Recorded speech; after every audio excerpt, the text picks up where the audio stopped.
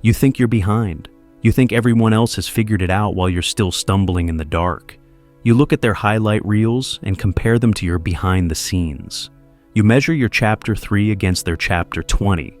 And in this comparison, in this race you've invented in your mind, you feel like you're losing. But Alan Watts understood something about life that would completely shatter this illusion if you'd only stop running long enough to hear it. Life isn't a race. It's not a competition. It's not even a journey with a destination. Life is a song, and you can't be behind in a song. Think about it. When you listen to music, do you rush to get to the end? Do you fast forward through the verses to reach the final note? Do you judge the first movement of a symphony for not being the crescendo? Of course not. That would be absurd. Yet this is exactly what you're doing with your life. You're so focused on getting somewhere, achieving something, reaching some imaginary finish line, that you're missing the whole point. You're missing the music. Watts saw clearly what most of us can't see through our anxiety about the future and our regret about the past. He understood that life is not a problem to be solved, but a dance to be danced. Not a mountain to be climbed, but a song to be sung. And in a song, in a dance, there's no such thing as being behind. There's only being present or absent. There's only participating or sitting out. There's only hearing the music or being deaf to it. But here's what's happened to you, to all of us. We've been tricked. We've been conditioned from childhood to see life as a linear progression. First you crawl, then you walk, first grade, then second grade. Graduate, get a job, get promoted, retire, die.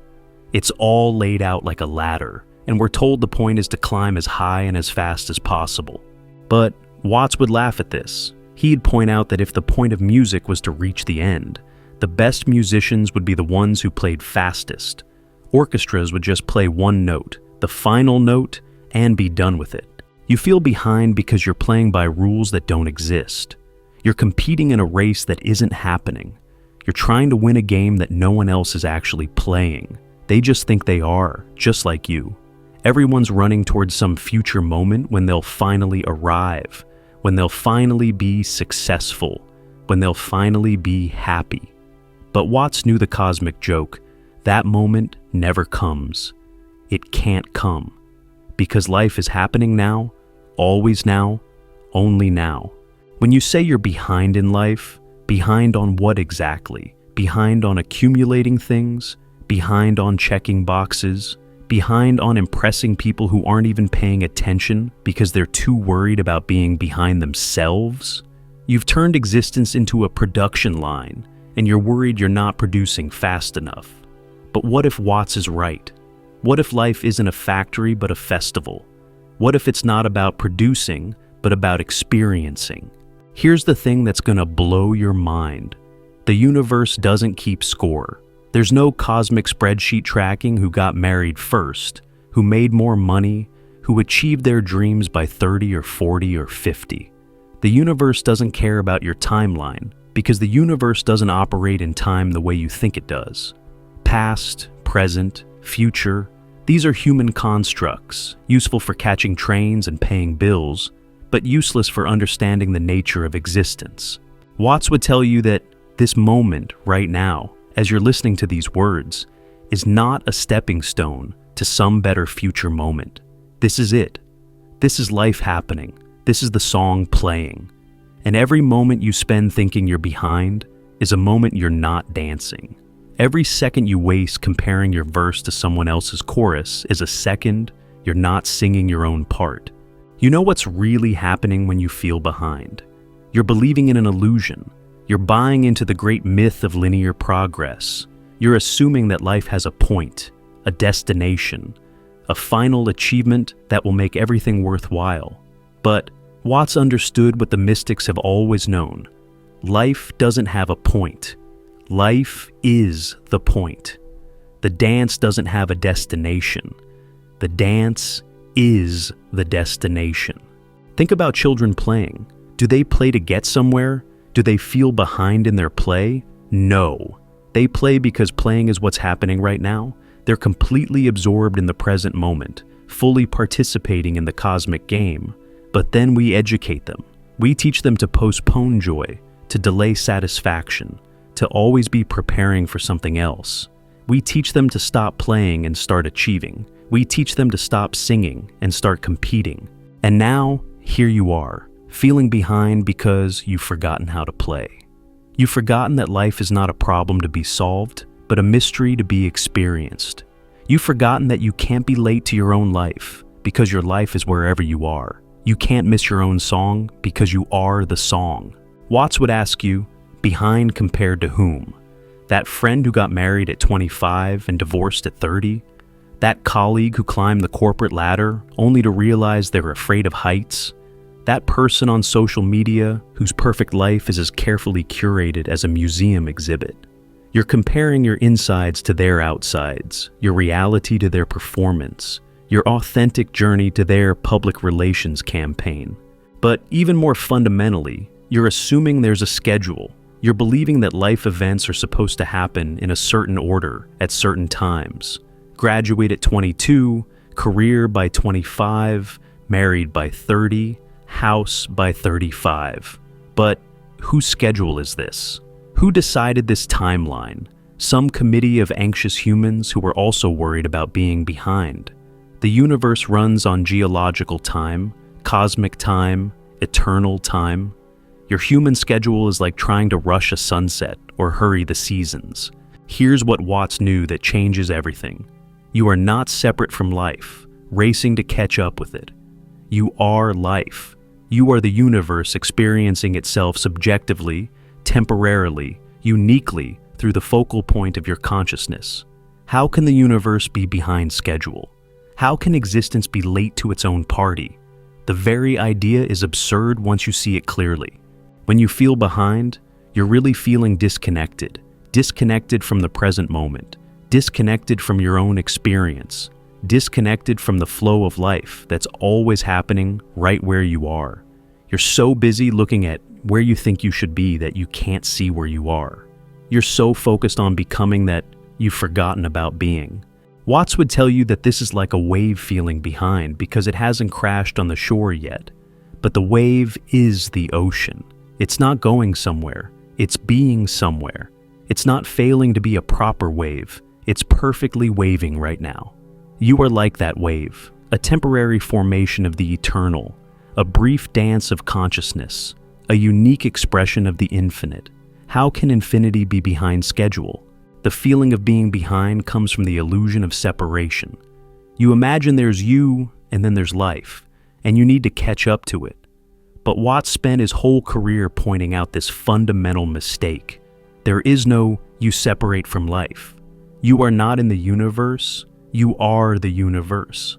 You are not living life, you are life living itself. When you truly understand this, the whole concept of being behind becomes laughable. Behind what? Behind yourself? How can you be anywhere other than exactly where you are? It's like your shadow trying to run ahead of you. It's impossible because the shadow is defined by where you are, just as your life is defined by where you are in consciousness, in experience, in the eternal now. But I know what you're thinking.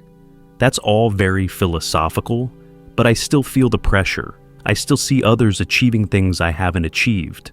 I still feel time passing and opportunities slipping away. And yes, on the level of practical reality, time passes and choices have consequences. But Watts would remind you that this practical level is not the deepest truth. It's a game we're playing, a dance we're dancing, but it's not the ultimate reality. The ultimate reality is that you are exactly where you need to be because you couldn't possibly be anywhere else. Every moment of your life has led to this moment. Every choice, every delay, every detour has brought you to right now. And right now is not a mistake. Right now is not behind. Right now is the only time anything has ever happened or will ever happen. When you feel behind, you're comparing your journey to an imaginary standard. But life is not standardized. Life is jazz, not a military march. It's improvisation, not a scripted performance. Everyone is making it up as they go along, even the ones who seem to have it all figured out. Especially the ones who seem to have it all figured out. Watts would tell you that the feeling of being behind is actually a gift. It's your soul's way of telling you that you're playing the wrong game. It's your inner wisdom saying, stop racing, start dancing, stop achieving, start being, stop postponing, start living. The discomfort you feel is not because you're failing at life. It's because you're trying to succeed at something that isn't life.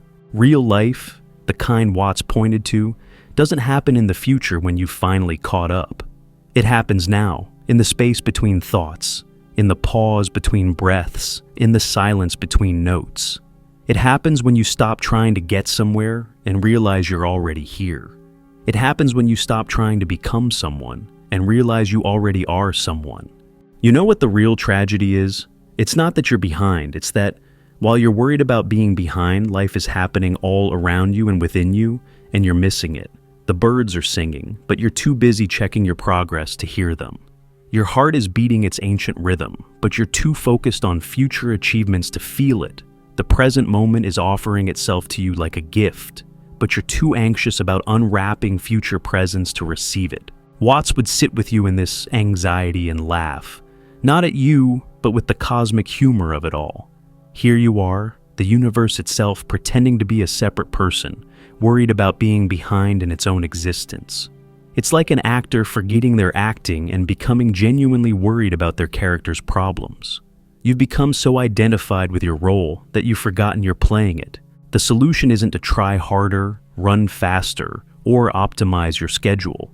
The solution is to remember that life is not a race, but a dance. And in a dance, you can't be behind. You can only be present or absent.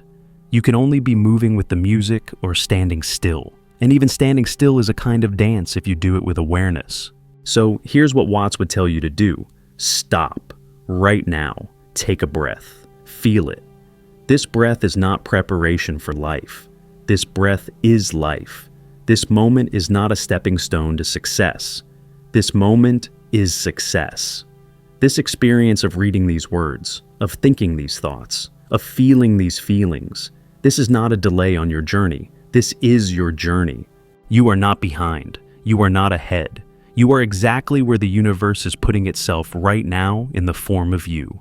And the universe is never late to its own appointments. It never misses its own deadlines.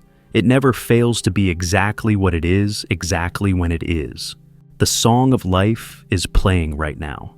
It's been playing since you were born, and it'll keep playing until you die. But here's the secret.